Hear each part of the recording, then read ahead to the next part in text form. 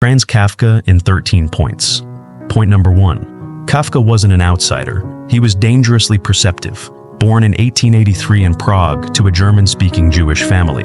Among Czechs, he was a German. Among Germans, a Jew. Among Jews, distant.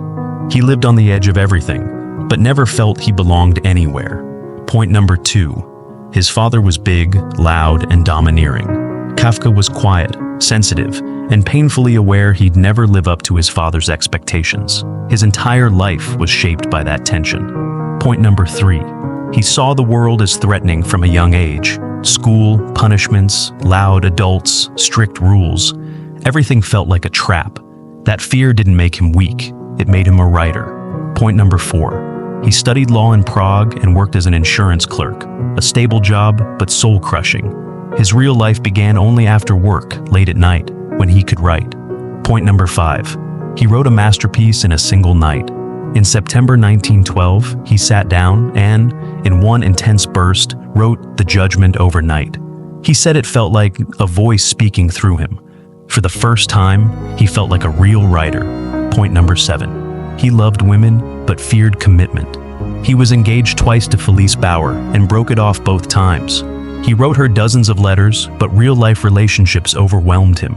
Love was both desire and dread. Point number 8. His most famous story is about a bug, but not really. The metamorphosis isn't about an insect, it's about alienation, feeling unwanted at home, at work, in society. Gregor Samsa wakes up as a bug because that's how invisible he already feels. Point number 9. His life wasn't adventurous, but it was intense. He didn't travel far, didn't chase fame, but his inner world was vast. Kafka wrote psychological x-rays of the human soul.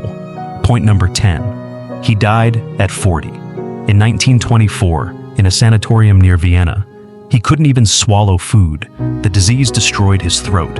His last request was for a strawberry tart. Point number 11. He wanted all his work destroyed after his death. He begged his friend Max Brod to burn his unpublished manuscripts. Brod ignored him. And that's why we have The Trial, The Castle, America, and many more. Point number 12. Today, Kafkaesque is a word. It means being trapped in a system you can't understand or escape. Kafka didn't try to shock. He simply described what he saw. And he saw deeper than most. Point number 13. Franz Kafka's head statue was created and installed in 2014 by David Cherney, one of the best talents in the current era.